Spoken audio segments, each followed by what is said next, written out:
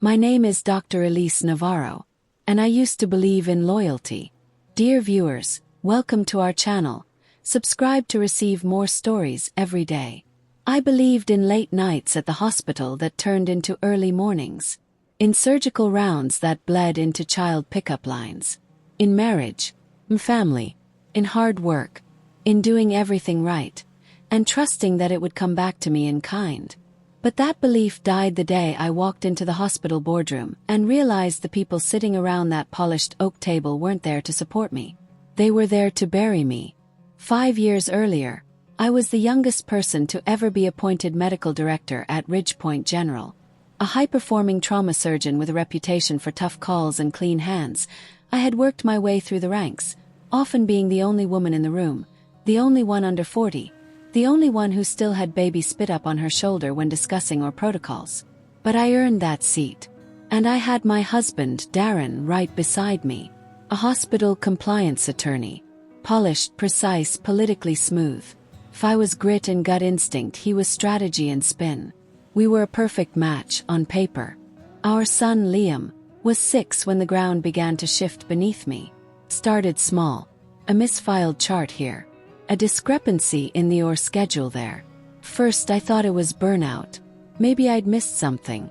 Maybe I had left a surgical note unsigned. But things kept snowballing, until a patient died on my table during a routine laparoscopic procedure. There was blood where there shouldn't have been. A vessel ruptured too easily. The cauterizer sparked wrong. I called for the backup set of clamps, but they weren't prepped. The nurse looked confused. The surgical tray had been switched last minute due to a stocking error. The patient went into cardiac arrest.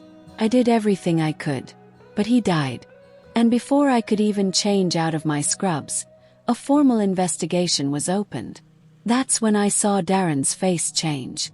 The hearing was scheduled a week later. Internal review, then board deliberation. I walked into the boardroom expecting discomfort, sure. Tension. Judgment. But I didn't expect Darren to already be sitting at the head of the table, with 2 of the hospital's senior lawyers flanking him. My stomach dropped. "Elise," he said, not unkindly. "We just want to get clarity. It's standard protocol." But the tone, it wasn't personal anymore. It was clinical, like he was already severing me into liability risk and emotional baggage. The meeting was brutal. The surgical tech claimed I ordered the wrong clamp. The nurse denied switching trays, despite the stock records showing she had. And the attending anesthesiologist said I seemed distracted that morning, like I wasn't fully focused. I wanted to scream, but I knew better. The final blow came when Darren, my husband, slid a folder across the table with a quiet, damning statement. "There's been a pattern of emotional instability. Elise's recent behavior, including missed appointments, erratic communication, and conflicts with staff, suggests she may not be fit to oversee surgical operations at this time." He never looked at me as he said it. I sat frozen, staring at my own name printed in black and white under probation recommendation. They suspended my privileges. I was asked to resign from my position as medical director. And worse, Darren filed for emergency temporary custody of Liam the very next day. That's when I realized. It wasn't just a betrayal. It was a coup. He had planned this. The death on the table. Not his fault. The missing clamps. Not just a stocking error. It had all been about control. And now I had lost everything. My job. Name. My son. I disappeared for a while after that. Publicly, I took a sabbatical to care for my health and family. Privately, I packed up everything and left the city. I took contract work in remote clinics. Changed my last name. Took licensing exams in 2 other states just to keep moving. I lived in borrowed scrubs and cheap motels and slept on break room couches. Every penny went into legal fees. Because I wasn't just going to survive, I was going to come back. And when I did, I'd come back on my own terms. 3 years passed. Liam got older without me. Darren blocked visitation twice, claiming I was unfit due to my lack of residence. He used every legal loophole to twist the truth. His law firm, of course, helped him do it. I filed appeals, but the board refused to reopen my case. No new evidence. That phrase haunted me. Until the day I got a message from a burner phone number with no name. The message read, "I know what Darren did. I was there. Meet me. Neutral Grounds Cafe. Wednesday, 3 p.m. First I thought it was a joke. Or a trap. But I showed up anyway. And there, sitting in the corner with a cap pulled low and a hand trembling around a coffee mug, was Jenna Holmes, the surgical nurse from the day of the fatal procedure. "Why now?" I asked her. She looked up, eyes rimmed with guilt. "Because I have cancer," she said. "And I can't carry this anymore." She slid a flash drive across the table. I kept a copy of the supply room video feed from that day. I wasn't supposed to, but I had a bad feeling. I clicked through the footage on my old laptop in the car. And there it was. Darren. He wasn't just in the supply room. He personally handed off the replacement tray to the tech and removed the properly sterilized clamps himself. It wasn't just negligence. It was sabotage. I didn't sleep that night. I contacted a forensic analyst to verify the footage. Got a notarized statement from Jenna. Had it submitted through my new attorney to both the medical board and family court. But I didn't stop there. I requested a formal review of Darren's past cases as Chief Compliance Officer, highlighting potential ethics violations, including conflicts of interest in family-related board decisions. It wasn't just about me anymore. It was about exposing the rot. The hearing was scheduled for March 3rd. 4.5 years after I was forced out. I walked back into the boardroom with my head high. Same table, same chairs. Only this time I wasn't alone. My attorney placed the printed transcript of the security footage on the table. Then Jenna walked in, surprising even me. Bald from chemo but unwavering. Her sworn statement was read aloud. Silence. Then chaos. Darren tried to dismiss the footage as taken out of context, but his voice cracked. The new chief of surgery, who once voted to suspend me, stared at the table with visible shame. The board took a recess. And when they returned, they reinstated my medical license. They launched a formal ethics investigation into Darren. And just a week later, the family court reopened my custody case. As I stood in front of the courthouse with a folder in one hand and Liam's old drawing in the other, I saw a shadow approach. It was Liam. 9 years old now. Taller. A little guarded. He didn't say anything. He just ran toward me. And hugged me like he'd never let go. The first night Liam slept in my apartment, I barely slept at all. Not because he was restless, he was quiet, almost too quiet. But because I kept waking up every hour to check if he was still there. He was curled up on the sofa with my old hoodie wrapped around him like a cocoon. His hair had grown longer, and he'd taken to wearing headphones, even when they weren't plugged in. He didn't ask questions. He didn't cry. He didn't say much of anything. And I understood. He was surviving in silence. Just like I had. Reinstatement wasn't the end. It was just the beginning. I was cleared to practice medicine again, yes. But Ridgepoint General didn't exactly roll out the red carpet. A quiet apology from the board. No public statement. No formal acknowledgement of the sabotage. And absolutely no mention of the fact that the man behind it was still working in the hospital's legal department. At least until the ethics board concluded their own internal investigation. The medical world doesn't like to admit its own failures. So, while the hospital tried to bury the scandal under confidentiality agreements and ongoing review, I focused on one thing: getting back into the operating room. I accepted a position as a trauma surgeon at a smaller hospital just outside the city, one without the politics and prestige but full of heart. It didn't pay nearly as much. But the chief there didn't care about press or rumors. He said, "If you can keep someone alive with 2 clamps and a broken suction, you're hired." I smiled for the first time in weeks. Liam started therapy. Slowly, the wall began to come down. He told me about the nights Darren left him with his assistant so he could work late. About how he wasn't allowed to talk about me. About how he kept a secret folder under his bed with my photos and drawings I'd mailed but never reached him. wrecked me. I let myself cry only once, quietly in the shower, so he wouldn't hear. Then I got up, got dressed, and got back to work. It took 6 months for the ethics investigation to finally reach a conclusion. 6 months of holding my breath. Then came the letter. From the Office of Physician and Legal Ethics Review. Subject: Final Determination. Darren Hartwell, ESQ. Finding: multiple violations of professional conduct, including manipulation of evidence, conflict of interest, and breach of fiduciary duty. Outcome: immediate dismissal from Ridgepoint General. License to practice law under review. I read it 3 times. Then I printed it. Then I drove to the courthouse. "Are you sure about this?" my attorney asked, flipping through the updated custody file. "You could leave it as it is. You already have joint custody. Full custody is a steep uphill battle." "I'm not doing this out of spite," I said. "I'm doing it because Liam deserves safety. He deserves to know that the people who raise him aren't playing chess with his life." He nodded. We filed the motion. The court date was set for October. 2 weeks later, the threats started. Anonymous emails, voicemails, one message that simply said, "You want war? Let's go." Then came the visit. Darren showed up at my apartment building, unannounced, unshaven, and a little too calm. "I'm not going to let you win," he said as I held the door partially closed between us. "You think one hearing changes everything? You're still a PR disaster. You'll always be a liability. I'm not the one under review," I said quietly. He leaned in closer, lowering his voice. "I built Ridgepoint. Made you.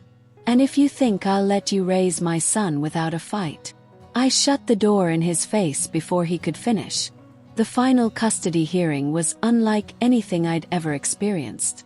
Every legal document, every lie, every therapy record and visitation transcript laid out on long mahogany tables. Darren showed up with a new attorney and an old strategy. Character assassination.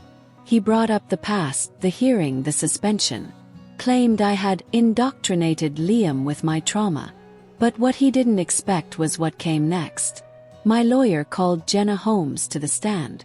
Despite her condition, hair fully gone now, voice weak, she delivered her statement with conviction. She told the judge about the day in the supply room. About how Darren whispered to her that the tray switch was just a procedural shortcut. No big deal. About how he offered her money to stay quiet after the fact. Then we played the security footage. Silence filled the courtroom. Even the stenographer stopped typing. But the real turning point came when we called Dr. Wallace Green to testify. A retired physician. A soft-spoken, silver-haired man in his 70s. And the former chairman of Ridgepoint's ethics committee. He cleared his throat and adjusted his glasses. "I'm here today because I owe Dr. Navarro the truth," he said. "I voted against her during the first hearing. Not because I believed she was guilty, but because I was pressured to. By Mr. Hartwell." Murmurs filled the room. "I didn't have proof then. But I have proof now." He opened a folder and produced an internal memo, dated just 2 days before my original suspension. It was signed by Darren, and it explicitly stated, "The Navarro situation must be handled swiftly. Delay will only complicate public perception. I recommend an expedited vote of suspension before the press becomes aware of the incident." He wasn't trying to investigate me.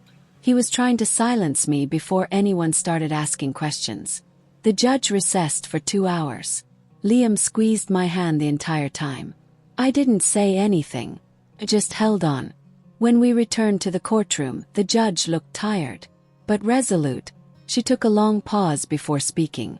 "In light of the evidence presented, the court finds that Dr. Elise Navarro has demonstrated not only legal fitness and professional integrity, but a sustained commitment to her child's well-being despite overwhelming personal and systemic adversity. This court hereby grants Dr. Navarro full physical and legal custody of Liam Navarro Hartwell, effective immediately." I didn't move. I didn't speak. Couldn't. Liam did. He stood up, walked over, and hugged me in front of the entire courtroom. My knees nearly buckled. Afterward, Darren didn't even look at us as he left. But I didn't care.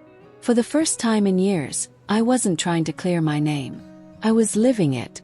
2 months later, I was officially offered the role of medical director again, this time at St. Hilaire Regional, a hospital with a strong ethics record and a new women-led board. Accepted. Liam enrolled in a new school.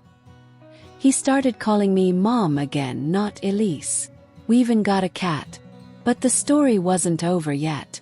Not quite. Because 3 weeks into my new role I got a call. Blocked number. Familiar voice. "I need to see you," Jenna said, barely above a whisper. "It's about Ridgepoint. About what Darren left behind." I met Jenna at her apartment this time. She looked thinner, paler, wrapped in 2 blankets even though it was warm. There was an oxygen tank next to her recliner and an untouched mug of tea on the table. But her eyes, those were sharp. She handed me a manila envelope. "Before Darren was removed, he made one last move," she said. "It didn't go through the board. It didn't need to. He used his clearance to lock it away. Digitally." I opened the envelope. Inside were screenshots, internal memos, and one red stamped document that sent a chill through me. Patient Procurement Program. Tier 3 approval. Underneath, a list of patients marked with color-coded tags and numbers. Next to them, notations for non-response, out-of-network experimental eligibility, and worst of all, compensation structure waived. What is this?" Yes. Jenna pointed to the bottom of the sheet. He greenlit a quiet partnership with an out-of-state biotech firm, Lenivo Therapeutics. Started funneling Ridgepoint's terminal and underinsured patients into experimental trials. Without full consent, the patients thought they were signing for compassionate use. They weren't. My throat went dry. This wasn't malpractice. This was human experimentation. Jenna looked away. I scrubbed in on 3 of those cases. One woman coded on the table. We thought it was a routine vascular anomaly. It wasn't. They'd injected her with something. Off-label. She never woke up. I sat back stunned. Darren hadn't just orchestrated my fall to gain power. He used that power to profit. To run trials without oversight. To prey on the most vulnerable.